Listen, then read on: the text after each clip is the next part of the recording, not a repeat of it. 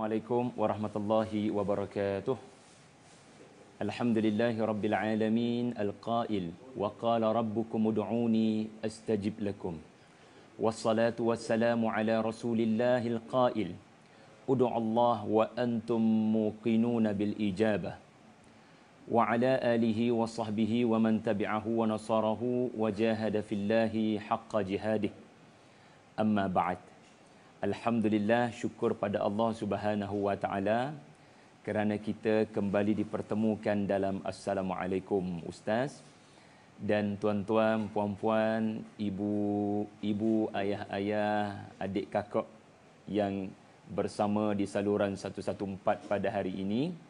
Insya-Allah kita akan bersama dengan siri yang kedua, doa Nabi Nuh alaihi salam semasa berada di dalam bahtera dan menjelang pendaratan baginda di Bukit Judi.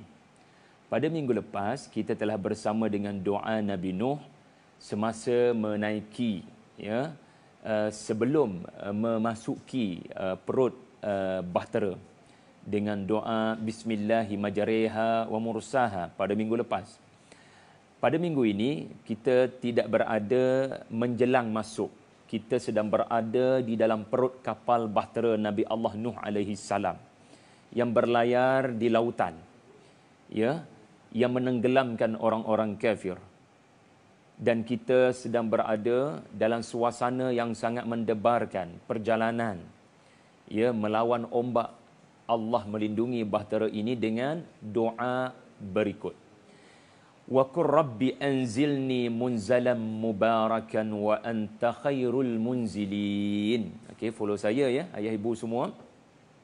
Surah Al-Mu'minun ayat 29 ya.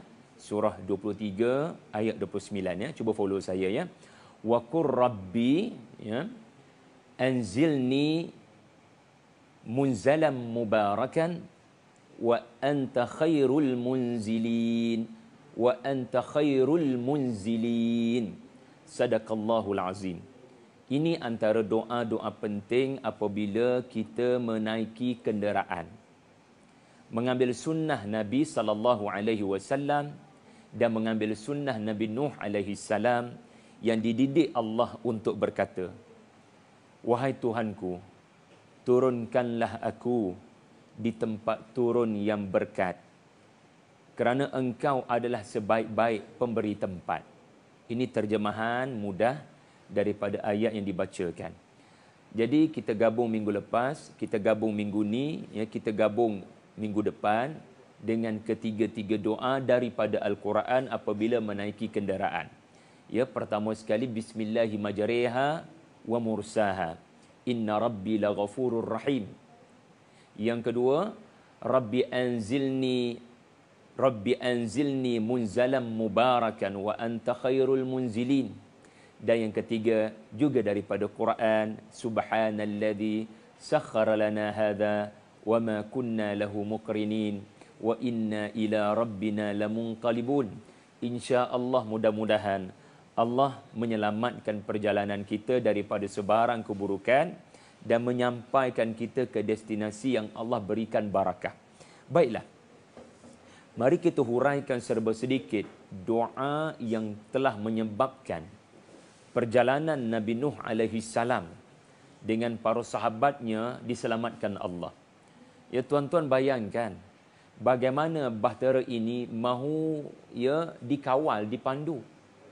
Ini bukan kapal pada zaman moden. Ini bahtera yang semua orang-orang beriman bersama dengan Nabi Nuh alaihi salam duduk dalam perut kapal. Bukan duduk di atas, bahagian atas seperti kapal-kapal pada waktu ini ataupun perahu-perahu. Kita tidak pasti adakah ketika Nabi Nuh berada di atas, di dalam bahtera ini, sudah ada steeringnya untuk mengawal ke mana perginya bahtera. Pendek kata, Nabi Allah Nuh alaihi salam tidak pun mengetahui ke mana nak pergi bahtera ini. Benar-benar tawakal bulat-bulat kepada Allah Subhanahu wa taala. Jadi dengan doa inilah baginda diselamatkan Allah daripada ombak-ombak yang menghempas Cuba letakkan diri kita di tempat para sahabat Nabi Nuh alaihi salam. Pelbagai bunyi kedengaran menghempas bahtera. Bahtera yang ada kerisauan. Boleh bertahankah daripada ombak-ombak keras seperti ini? Namun dengan doa inilah Allah berikan kesejahteraan, dan dengan doa inilah telah dibawa bahtera ini ke lokasi yang diberkati, iaitulah Bukit Judi. Nabi Nuh alaihi salam tidak merencana dan tidak terfikir pun ke mana nak pergi. Apa bakal terjadi barangkali selepas sebulan, 2 bulan, 3 bulan atau berbulan-bulan berada di atas bahtera. Tak tahu nak pergi mana. Kita lah ni boleh tekan Waze, kita tekan search, tekan Bukit Judi contohnya. Tapi hakikatnya semasa Nabi Nuh berada di atas bahtera, tak tahu nak pergi mana, tidak diketahui. Allah melorongkan perjalanan bahtera ini. Allah menyelamatkan perjalanan bahtera daripada kayu dan paku ini ke lokasi yang Allah Ta'ala kehendaki. Makhluk tidak mengetahui ke mana lokasi ini berkati. Maka mohonlah pada Allah agar kita pergi hanya ke lokasi-lokasi yang Allah Ta'ala berikan rahmat. Tahun 2020, barangkali setiap kita ada lokasi-lokasi tertentu. Ada destinasi-destinasi yang menjadi wawasan kita. Tetapi tanya satu soalan. Adakah destinasi berkenaan, lokasi berkenaan adalah lokasi yang mendekatkan aku dengan rahmat Allah? Mendekatkan aku dengan keampunan daripada Allah. Jadi kadang kita nak pergi pada orang tu. Kita nak pergi pada program tu. Kita nak pergi kepada lokasi tu. Tetapi adakah lokasi berkenaan menambah sayang Allah kepada kita atau sebaliknya? Maka doalah dengan doa ini. Kerana doa ini akan menyebabkan kita bersedia menyerahkan diri kepada Allah. Untuk letaklah kat mana pun kita berada, asalkan kau curahkan kepada kami sebanyak-banyaknya daripada belas kasihanmu. Peti tabut yang diletakkan di dalamnya bayi Nabi Allah Musa alaihi salam oleh bondanya mengalir di atas sungai Nil. Bondanya tak tahu nak bayi ni pergi ke mana. Apatah lagi bayi itu sendiri tak tahu nak pergi mana. Asalkan selamat daripada buruan Firaun. Tetapi Allah melorongkan perjalanan bayi Musa ke lokasi yang baginda akan mendapat kebaikan yang banyak meskipun dalam istana Firaun. Pemuda-pemuda Al-Kahfi menjangkakan kita kena lari ke negara-negara tertentu. Barangkali puluhan kilometer jauhnya, barangkali ratusan kilometer jauhnya, kerana Daqyanus mahu membunuh kita.